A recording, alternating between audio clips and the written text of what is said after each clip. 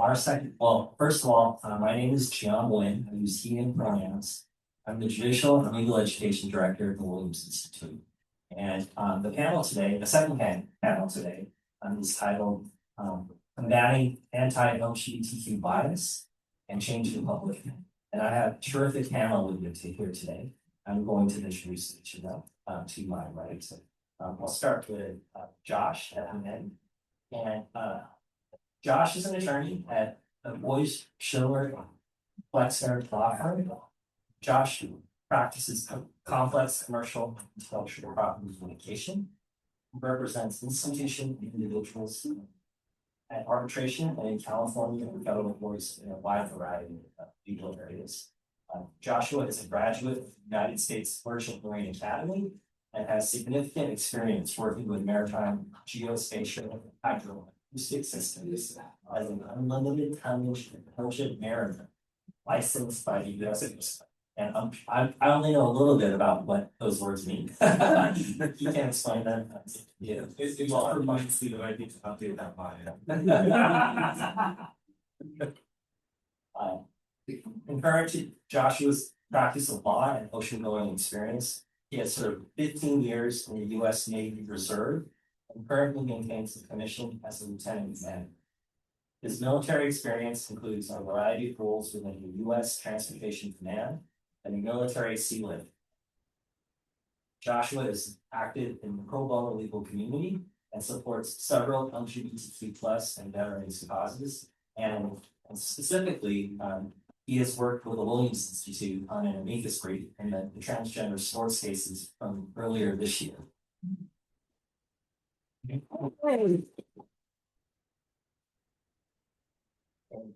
To my right in the middle is Maria Doe. Maria uses any pronouns and is a queer child of working class Vietnamese refugees. Their family story of displacement and migration shaped them into becoming a historian activist. Prior to their organizing work, they spent 5 years teaching history at Orange Coast College.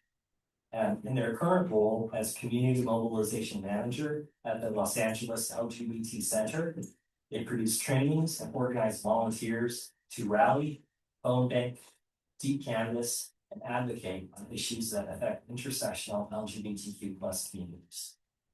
And you will be getting potentially a flyer from Maria if you're interested in volunteering to help with that work. It's work that needs to be done, and we help you. I'm a little bit involved with it. Not quite then. Outside of organizing and teaching, Maria enjoys boxing and strength training alongside community members in the journey to become solitarians. And finally, but certainly not least, Tony. Tony is the executive director of Equality California and Silver State Equality, the nation's largest statewide LGBTQ+ civil rights organization. During his tenure, he has helped pass groundbreaking legislation in California, Nevada, and Washington, D.C. He also led statewide public education and ballot measure campaigns and supported the election of hundreds of openly LGBTQ+ and pro-equality leaders. Beyond his work at Equality California, Tony serves on the board of the California Community Foundation and has previously served on the boards of the Equality Federation and DTLA Proud, as well as the City of Los Angeles' Innovation and Performance Commission. So, how can I be more happy with these terrific panelists today? And so again, the title of our panel is Combating Anti-LGBTQ Bias and Changing the World. And so you hopefully all follow the news. You are aware of what's happening in our world. We're living through a presidential administration in which LGBTQ+ rights, particularly trans rights, are under attack from the federal government. And President Trump, at the very beginning of his second administration, issued an executive order that essentially denies the existence of trans people. He has also directed federal agencies to eliminate all DEI programs that receive federal funding. And this has happened concurrently in the larger society with a shift in public opinion away from support for LGBTQ rights. So my first question to our panel is, what led us to this moment of backlash against LGBTQ rights? And I'd like to start with Maria. Yes, so I like to focus on three major reasons for this. It has to do with the conservative opposition's messaging tactics. Their message framing has been a key part of their strategy to push back public opinion against LGBTQ people. And three particular categories of message framing that we've been trying to address in our deep canvassing work has centered around parental rights, ideas that the LGBTQ community is perpetrators of child abuse, as well as ideas around religious freedom. So just to go into some details about each of those three categories. Parental rights, as some of you may know, is a catch-all for conservatives who argue that parents need to have more say in their children's education and health decisions.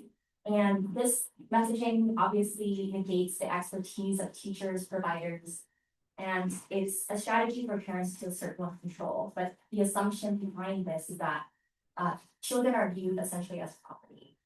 And this strategy helps the conservative opposition sow fear and unease amongst parents and creates this extreme inaccurate narrative of woke indoctrination happening in classrooms. So that's one battleground that we've had to confront in conversations with the public who are taking in this conservative messaging. The other category that we've heard from voters who are uninformed or don't really involve themselves in LGBTQ communities is this idea of child abuse, right? And we've seen child abuse used for decades to target the LGBTQ community.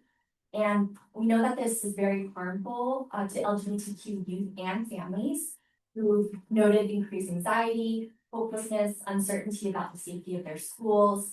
And when we have this type of messaging spreading across not just local communities, but in institutions like schools, we see more of that public pushback.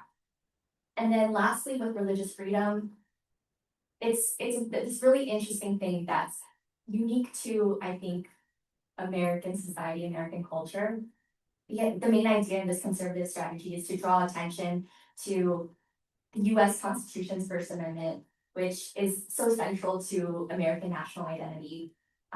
Religious freedom is seen as a fundamental American value. So the logic here is that LGBTQ people should not exist in this country because they are an affront to religious freedom and that they are somehow inherently un-American. And so this othering happens that ends up pushing LGBTQ people away from being widely affirmed and accepted. Great, thank you. And Tony, do you have anything to add to that? Yeah, I mean, obviously, as we saw when Trump got elected again, we knew that this administration and their allies were campaigning on what was then called Project 2025, right? Which explicitly called exactly what they were going to do. We as movement organizations have been planning, our plan B scenarios around that. I don't think we understood how ferocious they're utilizing every single tool in their arsenal that have never been used before. But we knew there was going to be an onslaught on LGBTQ people. We saw that not just in the 2024 election, but the prior cycle or two where hundreds of millions of dollars of ads had been spent attacking trans people and also immigrants, right? And you see this where, it's a playbook as old as time, where if there is economic insecurity amongst the public, how do you run a playbook on othering a class of people that folks aren't familiar with, whether that be immigrants, whether that be trans people? And you're seeing that happen in real time where, our opponents really go to the worst of people's unknown. We will talk about sort of, people's brains and how that will work within deep canvassing. But our opponents were able to misinform in very short 15-second, 30-second ad about what is a trans person and how does that affect your community. And so obviously, we've been very effective in that. You see that year after year where a record number of anti-LGBTQ bills are being introduced in state legislatures. This cycle, we may have at least 7 or 6 anti-trans ballot measures happen in November in states across the country, including places like Nevada and Colorado and Maine. And it's not happening in a vacuum. It's all being coordinated. You're having right-wing MAGA billionaires that are funding these movements. I'll call out one of the proponents here in California that is funding the voter ID measure, a man by Richard Yerlin, who is of the packing company Uline. He's funding $25 million here in California to put voter ID in the ballot. There's currently going qualification for that. It's this same billionaire that is funding the anti-trans ballot measure in Maine. And so it's all being coordinated and thinking about how do you maximize Republican votes at a time when you're seeing a backlash to what this administration is doing. And so that combined with a new media landscape where people don't receive news in, your CBS, ABC, CNN, it is fragmented, there's misinformation that is happening. And so it's incumbent upon us to figure out how do we combat this misinformation that's happening out there. Thank you. And Josh, as an attorney, do you have something to add from a legal perspective on that? Yes, I do. I think that from a legal perspective, we just discussed some of the ballot measures that are being moved forward from different individuals and across the United States. It's important to understand the protections of the Patriot Act, or excuse me, the protection of laws 14 Amendment, which requires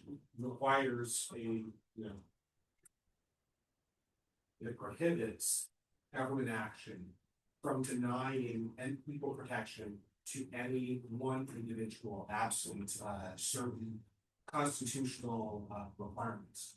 And so where those constitutional requirements are absent, it's especially important that we do remain vigilant so that we can make sure that we have the protections that we need to grow and thrive as.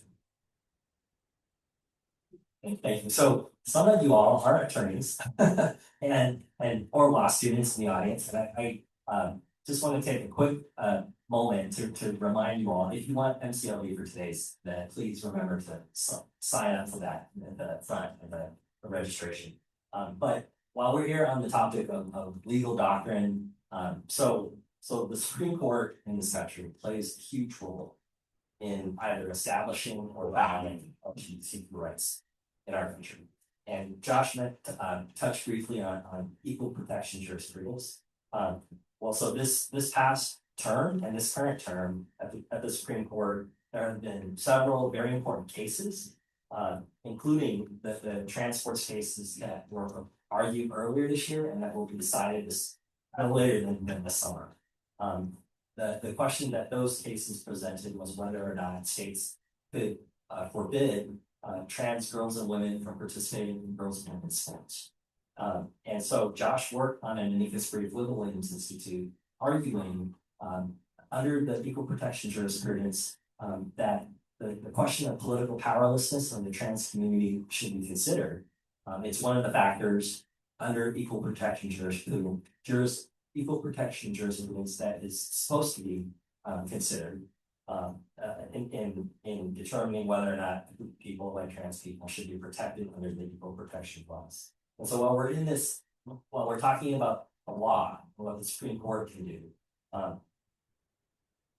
Justin, can you please explain for us how the question of political power comes into play in constitutional questions before the Supreme Court and equal protection jurisprudence? So within the realm of equal protection jurisprudence, any type of state law that is put forward that identifies a particular group as the basis for as a basis for enforcing that law, is evaluated according to one of Josh, can you, Sorry. yeah, is evaluated according to one of three greater tests. So we have three levels of review, right? We have rational basis review, and then we have two higher levels of review, intermediate or heightened scrutiny, and then we have that's the middle level, and we have the highest level, which is strict scrutiny. So if we just take the latter two and set them to one side, and we'll just call that heightened review. We'll put both of those into one bucket called heightened review. We'll leave rational basis review over here to this side. Rational basis has a very low bar. Okay, so laws that are challenged and where the court applies rational basis review, it is very easy for those laws to go into effect. Where you have laws that identify certain groups of individuals based off of certain personal characteristics, those laws should receive some level of heightened. And so I mentioned that we have what's called intermediate level review, which is the second layer of judicial review, and then we have the highest layer, which is strict scrutiny.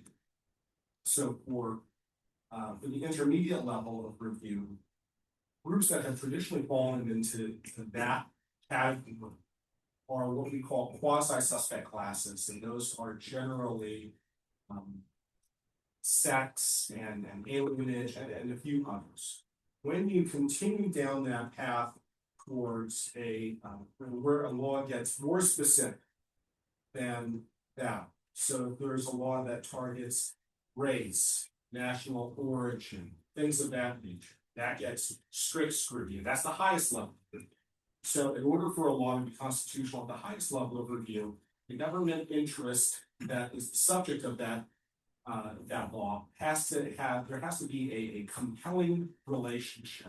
There has to be the relationship between government interest has to be very compelling, and the law itself has to be narrowly tailored to achieve that particular government interest. So there's a very strong, very high bar for strict scrutiny review.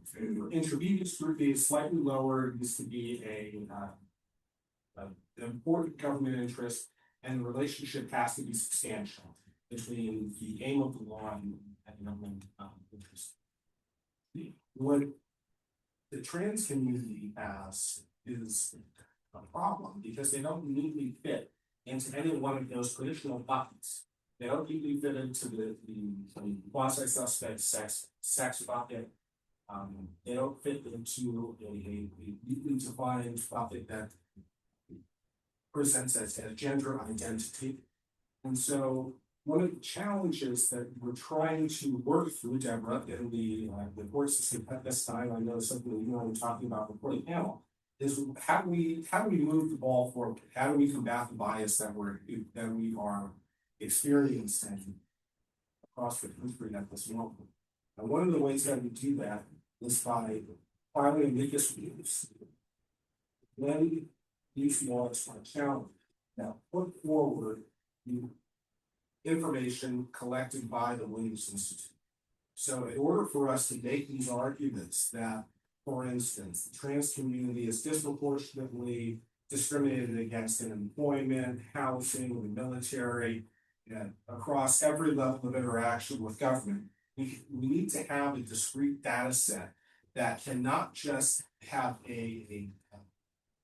so that we can put something together that not just has a compelling message, but is also backed by empirical data. The joinder of those two things presents a very compelling argument.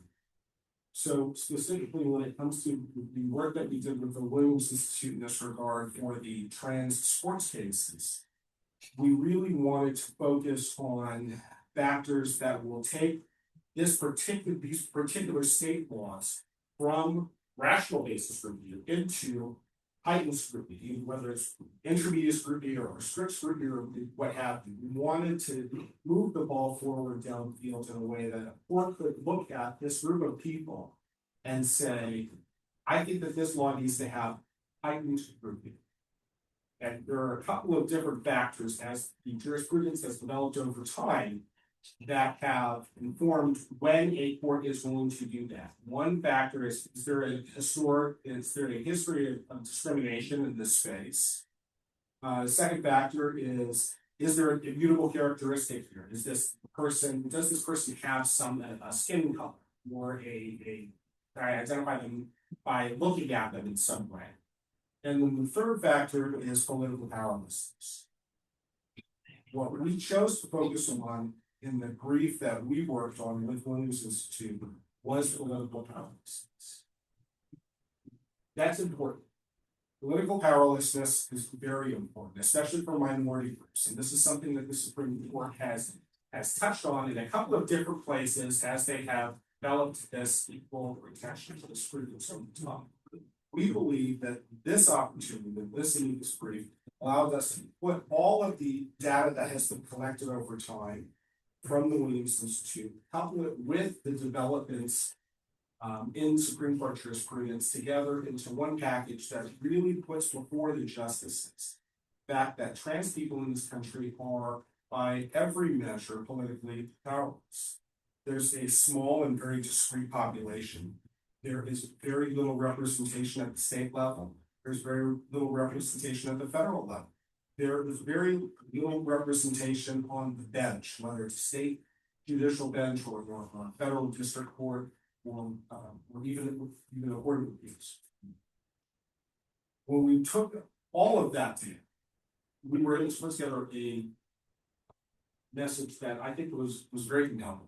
And very proud to have contributed to it, and I'm very grateful for the opportunity to combat bias. Great, thank you. We got a very quick but deep lesson about the law just now from Josh. Thank you. So tying it back into public opinion. So how does public opinion affect the question of political power? I think this is a very interesting question because public opinion, there's an indirect relation. Public opinion is what we use when we go to the ballot box and we elect our leaders. And so if the public opinion of this elected leader is positive for trans issues, fantastic. Unfortunately, trans issues are just it's a lightning rod, but at the same time, it's a very discrete issue. When we talk about this particular area of policy, biggest thing that we need to observe is the change over time. And I think that it's really important to observe that change over time using the best empirical data that we can possibly obtain, which is the reason why so much of the information that Williams Institute has been able to get over the past few years served as a basis for the legal arguments that we were able to forward. And I also think that it's something that is very worthwhile developing as part of the deep canvas movement. Right. So again, if you were here for the first panel, the Williams Institute cares about data. We want to know what the data shows, where the evidence leads us, and what the evidence can support. So in thinking about people who have changed their opinion and moved away from support for LGBTQ rights, what do we know about those people? Why don't we start with Maria? Yes, I can provide some qualitative information here based on our previous campaigns, both out in Glendale as well as Chickasha Hills and Chimano Valley, more broadly. So the LGBT Center worked on a school board campaign back in 2023 ahead of the March primaries. If you recall the summer fire in 2022, violence broke out at one of the school board meetings after the school board members decided to make June Pride Month. They made that decision. They also made the decision to include LGBTQ curriculum. We saw an organized group of alt-right protesters, including Proud Boys, show up after this board meeting and stoke violence. And that rang the alarm bells of myself and other organizers who who realized that there was major urgency to do more work here. And what we found when we went out with our group of volunteers to canvass Glendale is that there were a lot of layers of issues on top of LGBTQ issues that affected the wider public opinion on this particular issue. The Glendale School Board region included many Armenian folks who expressed, again, religious hesitancies as to why they wouldn't support the LGBTQ community. There were also other intergenerational barriers that we've encountered, as well as language barriers. And what we learned is that, you know, in order to meet people where they're at and provide that public education around LGBTQ issues, we had to learn a bit about them first. It's a two-way street. And so that really inspired a lot of our projects moving forward. Even in Chino, at the time, there was a school board official who was supported financially, monetarily by this mega church called Calvary Church in Chino Hills. And she had put forward a variety of different anti-trans, anti-LGBTQ policies through the school board, including banning books, banning flags, forcibly outing students as well. And when we went to canvass voters there, a similar situation happened where we found that most of these voters, while they express a desire for fair treatment and equal treatment, there was an inconsistency and oftentimes a contradiction in what their values and beliefs were. And so there was a lot of groundwork that needed to be established. And while we were out there for only one election cycle, by the end of it, I learned that more commitment, more investment in these communities will be necessary. And I think that's why moving forward, while this year is a midterm year for us, 2026, we're really looking forward beyond 2026 and seeing what investments we can make in a singular community into 2028 and beyond. And what partnerships we can make with local community leaders to help change that public opinion. So that's some of the qualitative experiences that have influenced our thinking and approach in deep canvassing. And yeah. So tell me, what do you have any excuse me, do you have any further information to provide about what do we know about those people who changed their minds and no longer support LGBT rights? Yeah, I mean, you saw this sort of post 2024 with a lot of autopsies around data in terms of who voted for who and for what reason. You know, I think there was a number of folks within the Big Tent Democratic Party who, you know, had tried to throw various communities under the bus in terms of why Kamala lost, including throwing LGBTQ folks under that. They folks may vividly remember the native ad that Trump and his allies ran with hundreds of millions of dollars of ad spend behind that.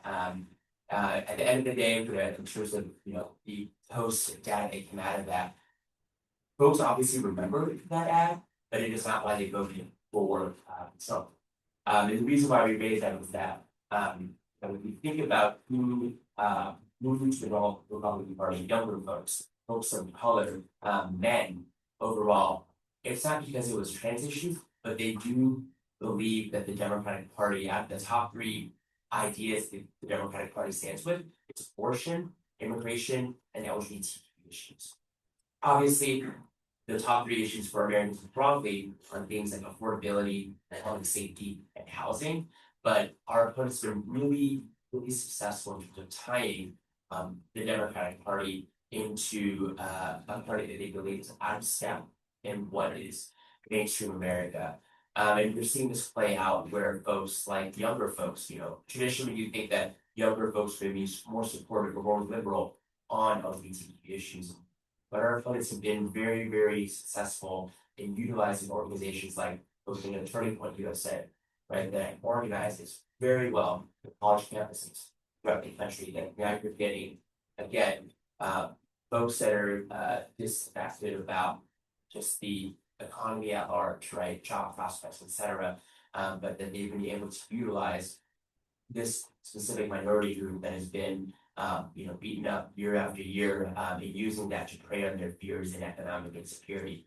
And so, you're seeing that in real time, right? You're seeing that show up in polling where, during the Obama days and the Biden days, many folks thought we had it all, right? Even though we as movement organizations knew there was a lot more work to be done in terms of public acceptance, in terms of visibility with things like Orange is the New Black, Burning Cox and others. Folks felt that, we were there, and you saw that regress pretty quickly. And I always call out in this moment, a great leader in the movement, Nadine Smith, used to run Quality Florida, is now at Florida Change. She says that we are in a slingshot moment, right? We made so many great progress in so little time. But unfortunately, when that happens, we see really acute backlash. And so we are at that pulling back moment, and we're going to come up the other side stronger. And I think it's incumbent upon us to how do we weather that storm and build that we come out stronger on the other side. Thank you. So the Trump administration, I think everybody here would agree, has really focused on attacking the trans community in particular, with what the president has issued in terms of executive orders, and specific policy programs, I guess the administration will call it, that really specifically targets trans folks. And my question to all of you is do you believe, from your perspective, from your organization's perspectives, is that part of a larger attack on LGBTQ rights, or is it just about trans folks? And Josh, why don't we start? I'll start this answer by saying that anything I say is just my own thoughts. Won't speak for the entire law firm. But I will say that the Trump administration has made a very strong point to let trans people know that they are no longer able to serve in the military. They're no longer able to benefit from certain types of healthcare. And my personal opinion on both of those is that if you're old enough to raise your right hand and swear on the Constitution that you're going to go into harm's way, that you should be able to come back and get whatever healthcare you may need, regardless of what that is. And so I do think that it's a travesty that both of those freedoms have been removed by this administration. Maria, what about you? What do you see this attack on the transgender community as part of like a larger plan to attack LGBTQ communities in general? Yes. Why? I think because transgender people are seen as low-hanging fruit by this administration. In my work, just last year, we were rallying in front of Children's Hospital Los Angeles after they made the decision to close down their gender-affirming care clinic for over 2,000 patients. And the fear amongst those who have shown up is that this is the first step to roll back additional healthcare access. And we are already seeing that, right? And I think there's already evidence of that this administration inching forward bit by bit. And the other thing that I want to express here is that the way that they're going about it is national for sure. But they're playing on a local playing field. School boards, as I mentioned before, have become like a pawn by the and used by the right to enforce rhetoric of hatred amongst the younger generation.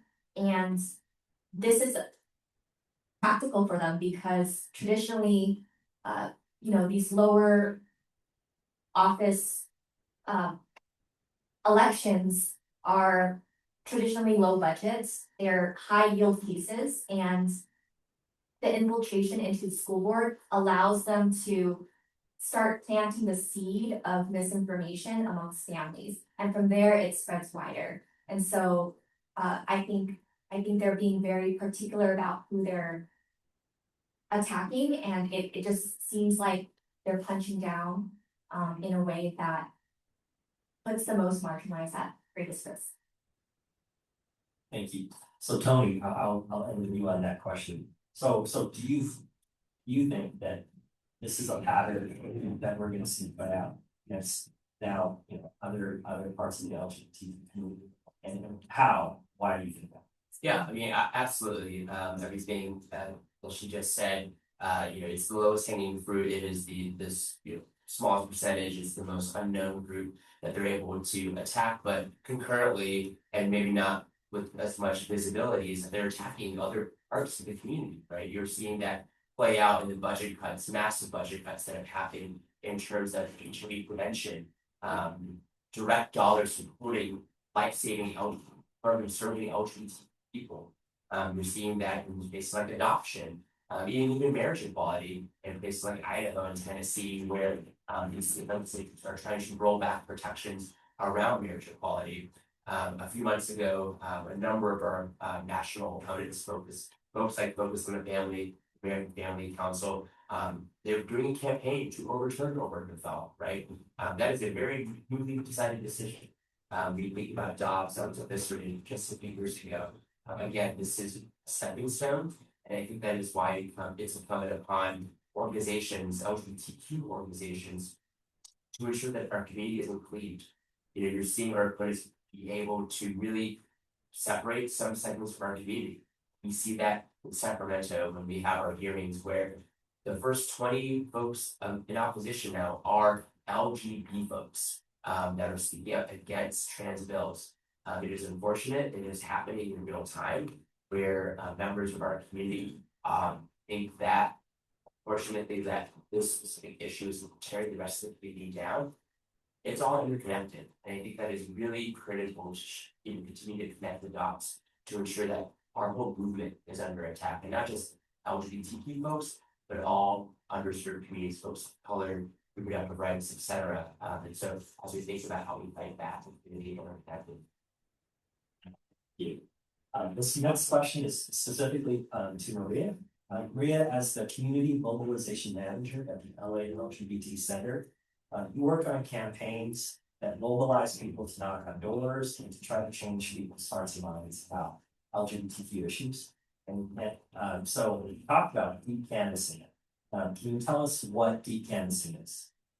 Yes, so just in case you don't know, just here's a quick and dirty history of deep canvassing. The center had engaged in deep canvassing back in 2008 with Prop 8, which, if you recall, was the proposition that banned same-sex marriage. And at the time, many progressive Californians were shocked to learn that the state voted in support of Prop 8. And so deep canvassing was established as a project to embark on learning why this was the case and attempting to change hearts and minds by making a case specifically for love. And so deep canvassing, in a nutshell, is a one-on-one conversation methodology that has been proven to be able to do two main things. The first is it creates lasting changes in how people vote by shifting their underlying emotions and attitudes. And it also generates trust by building a relationship from canvasser to voter that goes across difference and disagreement. So the purpose here of deep canvassing is to reduce prejudice, reduce bias, and create long-term shifts in a person's belief and build that relationship across difference. The process of doing so, and the key part of deep canvassing that we're always teaching our volunteers to do, is to exchange, so learn the skill of exchanging personal stories through vulnerability and curiosity. So this allows folks to, get past that cold exterior for like initially talking to a stranger and have more meaningful conversations that are empathetic, and that are relational and transformative. Our story, the reason why we tell our stories to voters is because it's a way to model vulnerability to the voter. And our story is surprisingly not the thing that changes a voter's mind. Our story functions as a way to allow voters to reflect on their own story. The assumption and foundational aspect of deep canvassing is that we have more in common with each other than we think. And we are trying to demystify the otherness that the right has created in their misinformation campaign around trans people. My personal definition that I like to use to explain to first timers who join our group is that deep canvassing is the art, the science, and the practice of persuasion. Very similar to what you lawyers do, I think, without the student debt attached. So that sounds amazing and wonderful to me. and it makes intuitive sense that this would work, and it sounds really powerful. But a lot of folks here are lawyers, so what is the evidence that deep canvassing works? Yes, so there's been a variety of published research on deep canvassing prior to even my time as a deep canvasser. Back in 2015, the center actually went out with another grassroots organization in Miami with 2 researchers to determine the effectiveness of deep canvassing as a persuasion method, and it's been successful. And from our recent campaign out in Glendale, I have some numbers to share here to show this. We knocked on over 3,000 doors out in Glendale, had close to 1,000 conversations, and among those voters who expressed some level of anti-LGBT sentiment. So what that means for us is that they put themselves on somewhere between a 0 to a 7 on a scale of 0 to 10 on whether they support the trans community. And among those who rated themselves 0 to 7, anywhere between there, we were able to make a 25 to 75% increase in their rating by the end of the conversation. And that particular school board election, there were 2 anti-trans candidates who had run, and we were able to prevent them from getting their board position by a difference of only 200 votes. So those 1,000 conversations that we had made a difference, and our presence on the ground mattered. So that's the proof that I like to provide. Every campaign is different. I think what's special about deep canvassing is that we're adaptable, we're experimental, and we don't try to assume that we know the answer for every conversation with the voter. We're always learning something new. So Terrific. Okay, Yes, I just wanted to double tap because I grew up in the campus where we actually used to lead joint canvas the center post Prop 8 as we were thinking about going back on the ballot in 2010. Worked on the Houston demonstration campaign, the main mayor's campaign, and it is it's just resources, right?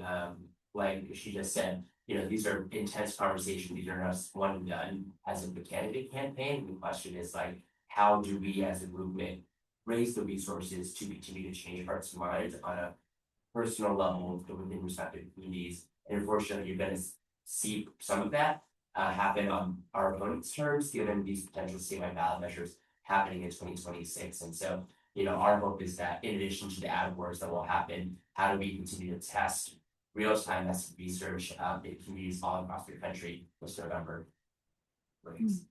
Okay, so this next question is to everybody on the panel. So what do you see as the upcoming battles over LGBTQ rights given the current landscape of publicism? What do you think is coming next? And why don't we start with you, Josh? Well, Supreme Court cases are always fun. So I'm very much looking forward to how the Supreme Court rules on the case that we have submitted on this term. I'm optimistic. The cynic inside of me is very optimistic. Yeah, my work. there's no doubt that we're in a very tough spot as a community. We're in a very tough spot. I was just having a conversation before this began. And I was noting that obviously we are not at the crest of the wave. You know, some would say that we're at the trough. We're certainly not at the crest. The important thing is that we can't allow that position to dampen our enthusiasm for progress. You know, one of the things that I found very interesting as I was going through the 200 some odd footnotes that we put together in the Beavis brief, I thought, who is Jody Herman?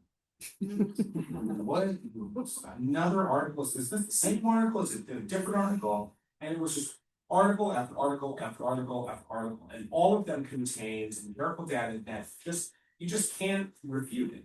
You can't. You might be able to attack maybe the methodology, but you're not going to be able to attack the conclusions that one would need that one would arrive at as a result of reading through that particular piece. And so for me, when I see those types of studies coming out, especially during the time like we're in, I remain optimistic for change and for progress.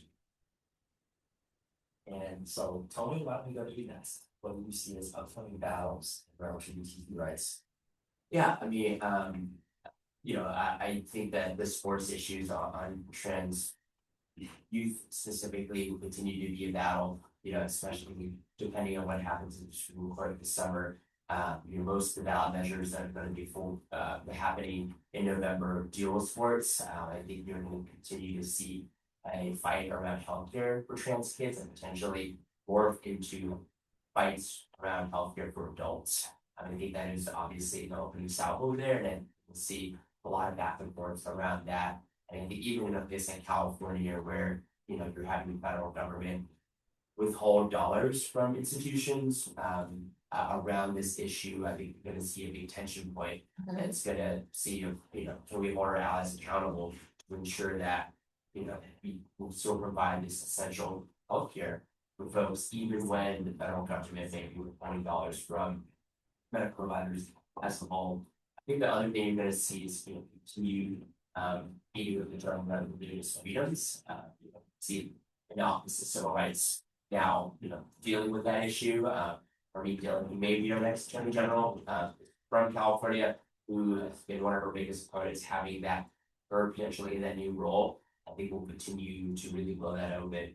And I do think it will get bumpier before it gets better. But again, really thinking through, even in moments that we are losing, how do we lose forward? Right? I think we are all clear-eyed about this moment where it's going to be an uphill battle around some of these ballot measures, given where public opinion is. But how do we close that margin so that next time we are fighting in 2028, we continue to really back the vote in terms of how we better message that we bring more Americans onto our side. Maria, I'll let you get the last word on that. What do you see as upcoming battles with big rights? I think there's going to be many battles, but the battle that I'm most interested in participating in myself is a battle that is intersectional in nature. I think that is why we decided as the team of the center to go out in San Gabriel Valley for our next campaign. SGB campaign. SGB has always been a part of LA County, but it's often not included in representations of this county. And so rather than viewing it as a footnote, we're trying to change that. And, it's home to more than 2 million residents, has one of the largest Asian American and Latino communities. And we know that some of the misinformation that they receive are often through their own ethnic media channels. And so as a queer person of Asian descent myself, I find a lot of personal motivations to do work of that nature. And I think we have the best chance of building solidarity around LGBTQ issues when we invite more folks in who may not identify as such, but have similar experiences of being marginalized. Right? And so that leads perfectly into the next question, which is, this is post all of you. So what other ways are there to change public opinion on that anti-LGBT bias? What can community members, this is your chance to pitch your campaign. Yes, so we need as many folks to join us out in SGB as possible, so I do have a flyer here if anyone would like. You can also sign up by going to lalgbtcenter.org/campus. So feel free to come up after the panel and we can chat and talk about the work.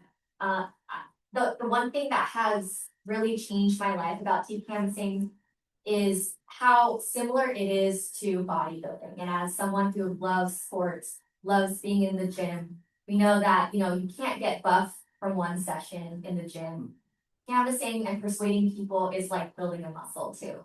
And I think the more you do it, the more you learn that, some days are harder than others and you still have to try, right? And so as much as, public opinion is against us, it feels like this scary monster that we're trying to fight as like little, Davids out there in this Goliath. I think that the more we do it, the more confident we'll feel in our ability to even change the minds of people we care about. Because I know that there are family members and people that I personally know who are hesitant about certain trans issues myself. And if I can't change their mind, what's the promise that I'll be able to change another person's mind. And so yeah, very, very similar to bodybuilding, very similar to working out. Most people go to the gym feeling really anxious, despising it, and leave really enjoying it. And I would say peak canvassing is similar. At the end of our actions, I think a lot of our volunteers take away so much that they bring into their own personal lives. And so feel free to come and just be part of our community at the very least. So thank you. Please come up and grab a flyer. And it not for you, for folks you know. So please spread the word. Okay, next I'll go to Tony. So what other ways do you think are there to change public opinion on that anti-LGBTQ bias? And what can community members do? Yeah, I mean, I think echoing Maria's call to action, I think really in this moment, investing your time and resources to like-minded organizations that support your values, right? You're seeing this administration really have a chilling effect in terms of support, particularly financial support to LGBTQ and allied organizations at this moment, where folks had to make reductions in programs and staff that are serving our community. And in this moment, we need more people. And so to the extent that folks already have the capacity to volunteer, to canvass with us, to march on prides, to go on GOTV events, especially as we think about ballot measure candidates that they're supporting the primary in general, take those actions. But I think also folks feel overwhelmed in this moment, right? You're seeing this onslaught of headline after headline. Use your voice. That is the most important thing that you can do. This is what this administration is trying to do, is silence us, right? Everybody has platforms, whether it be on social media, but also their own networks. You're seeing that, they're trying to just bully folks in to not say anything when things are happening. And I think we as advocates have lost the art of just meeting the narrative, right? You're not gonna get social media most of the time either, so that's tough.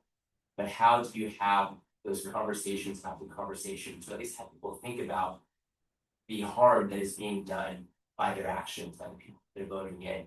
And so, as we think about moving into the midterms and beyond, everybody has a voice, right? And use that voice in a way that makes sense for you, and that is safe for you, both physically and mentally, but being able to speak out, receiving justice, is really the only way we're going to come back to this moment. Josh, I'll let you have the last word on this. I will make it brief. I second everything that Maria and Tony have said. Okay, we still have a few minutes for questions, if there are questions. Okay, we'll start with Devin. I have a couple questions. The first one I would ask, I asked last year. Is there anything the community has done that we want to acknowledge that exacerbated the current situation? And I'm thinking about things like demonizing parents and friends who don't know parents and any friends in the past. But was it legally, is that a correct position to take? Could we, and to Josh, someone like Leah Thompson. Just Deborah, I'm just gonna answer one of your questions. Okay, okay, but also, you raised the question that about trans people living sports. Well, trans people have done agree with Leah Thompson being on a swimming team. That she had gone through with realizing puberty that gave her a physical advantage over female athletes. Was that necessary? I would. So I'm gonna answer that question. And I finished, because it's starting to be pushed the envelope of those too far. And are we allied, and are we giving ourselves an aura that doesn't really fit that? We allied with organizations that we have nothing to do with.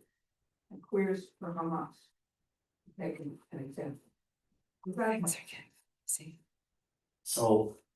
I'll Josh. take it. Okay. So I think, so I'm very proud of the work that the Williams Institute has done for the support of. Your pride aside, what's the reason? I'm very proud of the work that the Williams Institute has done. Yeah. And I'm also very proud of the arguments that we put forward, moving our community forward in the trans sports brief. I just want to distill and narrow your perspective for that. It's very difficult. I think anybody here, as advocates of the community, to answer the question that, what are the things that we've done to hurt the community? I don't think that I've done any. So, the answer to your question, I guess, is going to be that the things that I have done to advance the community. And one of the things I'm very proud of doing this past year is putting forward very specific, niche, well-documented, well-supported arguments, indicating that the trans community is politically powerless. And we did that at the highest level that one could possibly practice in this room or in the United States.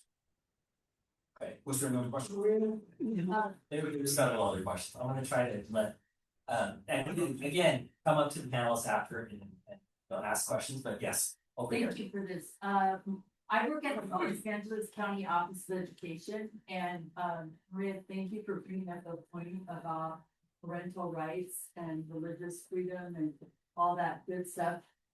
Are y'all providing any strategies or next steps specifically for schools and school districts, school boards? Because what I'm seeing across the state is a lot of times there are school boards and leaders that want to do the right thing, but they're being pigeonholed or really blocked.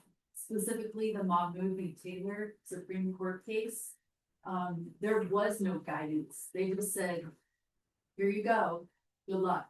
But school districts don't know what to do, and because everything's so sensitive, I'm wrong choice of words. But because things are so complicated right now, even when school districts and school boards want to do the right thing, they're being attacked. I mean, Glenda's a great example. They were bullied, that school board. So my ask is, what strategies are being specifically allocated for schools and school districts moving ahead?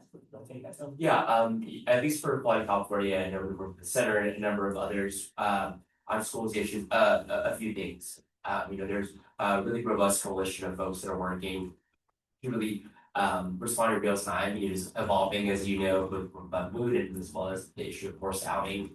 And we are all navigating in real time. I will say we are lucky that we have State Superintendent of Public Instruction, Tony Thurman, along with the Department of Education, that has been really helpful in terms of putting things out there, and also working with the various associations like CSBA and others to ensure that how do we put forward final policy in this moment. But that can only go so far. One thing that we have found helpful is that having Quality California, we do a biannual report called our Safe and Supportive Schools Report Card that grades unified school districts, self-reporting, but in partnership with Lakewood and Watkins, that allows us to, one, grade school districts and how they're best supporting LGBTQ plus youth, but also allowing folks in communities teachers, parents, and students organize. And using the tool of, hey, you're not doing this, here's model policy, how can you use this to push at the school board level and get folks to pass various things. Obviously, to your point, it is evolving and obviously it is very political in this moment where, like you mentioned earlier, some of these school board meetings become very raucous with Proud Boys and other opponents in real time. And so, how do we coalesce our coalition to really push back in real time? Because to your point, it is ever evolving. And there's a lot of misinformation that is out there. And so, yes, and is the answer there.